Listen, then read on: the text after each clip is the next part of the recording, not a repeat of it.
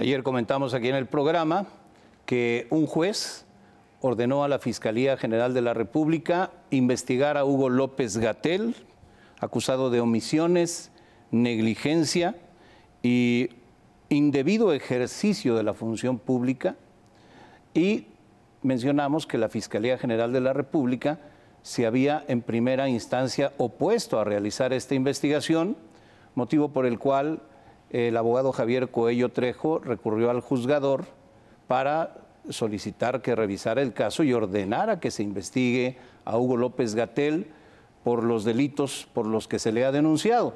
Bueno, le doy la bienvenida al licenciado Javier Coello Trejo, quien se hace acompañar por el licenciado Felipe Jiménez Palacios, abogado, cuyo caso, y esto se lo voy a platicar un poco después, es el que dio origen a toda esta historia, porque él vivió una tragedia personal familiar.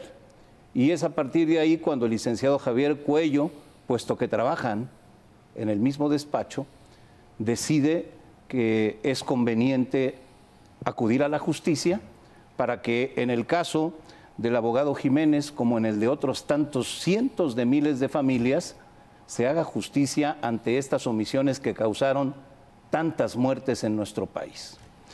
Bienvenido, Javier Coello Trejo. Muchas bienvenido, gracias, abogado. Gracias por estar aquí. No, muchas gracias. Yo me acuerdo que aquí tuvimos una conversación en el programa en donde nos explicaste por qué habías decidido involucrarte en el tema e incluso ofreciste que sin que mediara honorario alguno, simplemente por el deseo de hacerlo, ponías a disposición del público un correo electrónico para que todo aquel que tuviera algo que señalar, que denunciar o de qué inconformarse por estas conductas, lo hiciera y tu despacho se haría cargo de la denuncia correspondiente. Así fue, así empezó esta historia. Así empezó Guillermo, y lo hemos venido haciendo.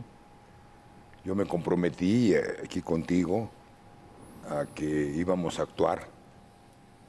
Todo esto surge porque Felipe es un joven abogado que entró a mi despacho como pasante y con un gran esfuerzo se recibió de abogado. Es un magnífico abogado ahora, ¿no? Desgraciadamente fallece su padre, a quien yo conocí. Y bueno, pues me cuenta la tragedia, nos dolió mucho en el despacho y tomamos la decisión de presentar la denuncia. Denuncia que está afincada en qué, para recordarle a nuestro público, A ver. qué es lo que señalas en ella respecto a la conducta y a la conducción de la emergencia por parte del subsecretario Hugo López-Gatell. A ver, lo que se denuncia es un delito que se denomina homicidio por omisión. ¿Por qué homicidio por omisión? Porque la actitud y la actuación del doctor López-Gatell como garante de la salud de los mexicanos, y así lo prescribe el reglamento de la Ley de Salubridad, mintió, engañó, fue negligente, no puso el cuidado debido en su encargo, y es público que el señor se volvió un rockstar. Obviamente analizamos la denuncia, vimos los hechos y se preparó la denuncia y se presentó, Guillermo. Esta denuncia se presentó en el 2020. Solicitamos que se iniciara la carpeta y el Ministerio Público Federal determina abstenerse de investigar. Obviamente, ante eso, recurrimos a un juez de control, como lo marca el Código Nacional de Procedimientos Penales, y cayó con Delgadillo Padierna. Delgadillo Padierna nos negó esa situación, confirmó la voluntad del Ministerio Público de abstenerse de investigar. Padierna es apellido conocido, ¿verdad? Muy conocido. Sí, son familia. Sí, cómo no. Oh, okay. Fuimos al amparo. Desgraciadamente también el señor juez de distrito pues siguió la misma suerte en nuestro amparo, ¿no? Pero recurrimos en revisión a un tribunal colegiado. Y el colegiado nos amparó y se inició la carpeta de investigación. Todo iba bien, Guillermo. Se aportaron elementos de prueba, incluso hay documentos que están en custodia, se inició la cadena de custodia. ¿Qué sucedió? Sucede que ya tocaba que citaran al doctor López-Gatell y al doctor Alcocer, que es el secretario de Salubridad, para que obviamente bajo un interrogatorio pues dé respuesta a las dudas y a lo que la carpeta informa. Y inadmisiblemente, ilógico, el fiscal que maneja este asunto lo manda en no ejercicio de la acción penal.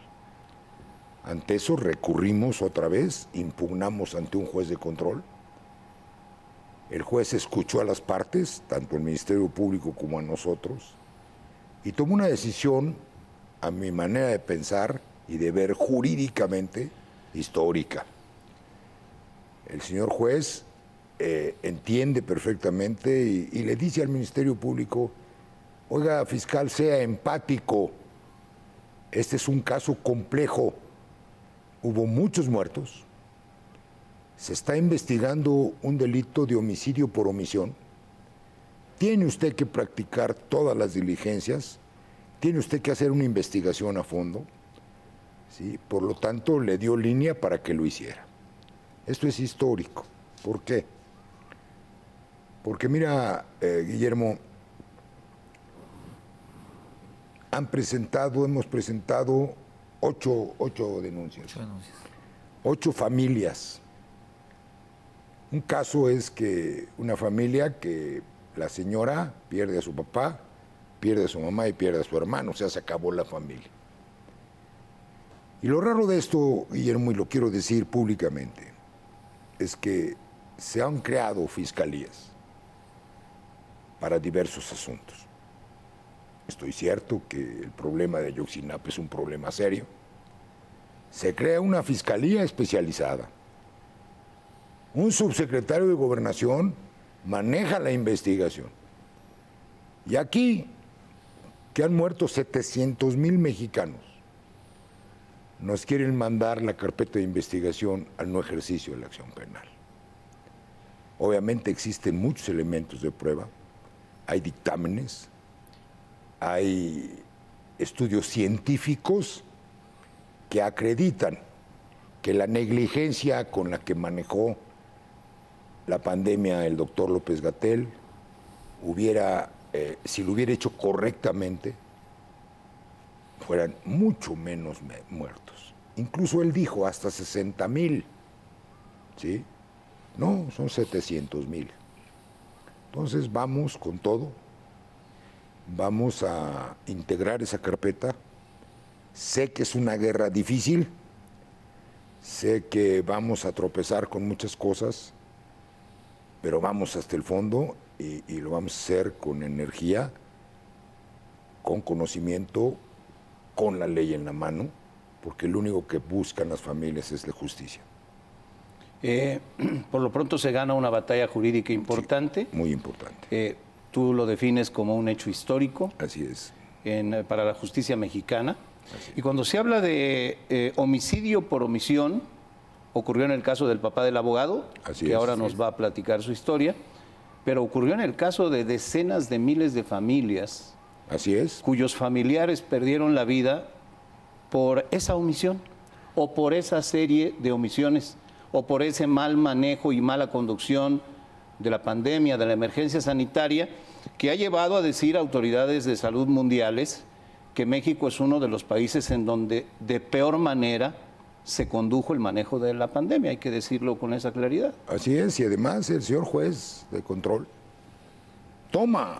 habla de varios casos, pero habla de algo muy importante. Él refiere que el COVID llegó a México por una persona que llegó por avión. Se detectó, creo que en Sinaloa, y no se hizo nada. O sea, no se hizo lo que se hizo en España, lo que se hizo en Italia. No hubo un control sanitario. No se cancelaron los vuelos que entraban a México, ¿no? O sea, Y además también toco otro tema, que es público, el cubrebocas. Entonces, con ese razonamiento jurídico muy extenso, el juez da instrucciones de que se vaya a fondo en la investigación. Yo tengo mucha confianza en que los fiscales que manejen esto seguramente también perdieron familiares. El ser agente del Ministerio Público federal o local es tener la camiseta de la ley y la justicia. Yo creo y estoy convencidísimo que muchos fiscales están convencidos de que esto es un delito. ¿Sí? Espero que el señor fiscal general de la República pues no lo frene.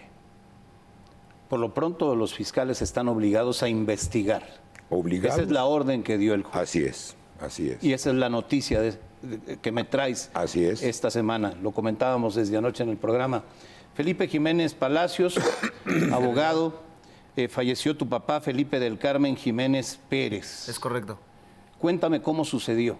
Sí, Guillermo, fíjate que fuimos de las primeras familias en contagiarnos de COVID y de las primeras tragedias en morir por COVID, ¿no? ¿Qué pasó con mi papá? Mi papá enferma a mediados de abril, justo cuando estábamos, si no mal recuerdo, en la fase 3 de la pandemia, que así lo manejaba el gobierno en sus comunicados noticiosos. Se enferma a mediados de abril, su salud empieza a deteriorar y el 27 de abril tomamos la decisión de hablar a Locatel. ¿Por qué a Locatel? Porque era una de las líneas que el propio gobierno nos decía por medios de comunicación, por periódico, por internet, que era donde teníamos que comunicarnos para ser atendidos por un supuesto contagio de COVID. ¿Qué pasó, señor Guillermo? Que sí, en efecto, hablamos y nos atendieron por videollamada. Un médico solamente nos recomendó, o le recomendó a mi padre ya fallecido, solamente tomar paracetamol, aislarse y reposo. Y ahí viene la primera omisión por parte de las autoridades. ¿Por qué? Porque mi papá, al momento de hacer la llamada a Locatel, ya tenía la comisura de los labios morados, tenía las yemas de los dedos ya azules. Y aún así no le recomendaron. Todo eso lo describió tu papá en la llamada. Claro, de hecho el médico lo vio. El médico lo vio. A través de esa videollamada. A través de la videollamada. Y no le recomendó nada más que aislarse y tomar paracetamol. ¿Qué siguió después? Después, al día siguiente, llegó personal de la Secretaría de Salud a hacerle la prueba de COVID a mi padre. Y en efecto, dio positivo a COVID. Aún y cuando dio positivo a COVID, nunca recomendaron una hospitalización. Su salud se empezó a deteriorar más. Fue un peregrinar de un mes porque mi padre fallece el 15 de mayo. ¿De hospital en hospital? No encontrábamos lugar en ningún hospital. Hasta que tomamos la decisión de internarlo en una clínica particular y honestamente era incosteable. ¿A qué se dedicaba tu papá? Era transportista, chofer de transporte público. Y hay que aclarar que el agente del Ministerio Público, a la hora de determinar su no ejercicio de la acción penal, refiere justo un acuerdo publicado en el Diario Oficial de la Federación el día 31 de marzo del 2020, en donde él se excusa diciendo que hay ciertas actividades que se van a parar derivado de la pandemia.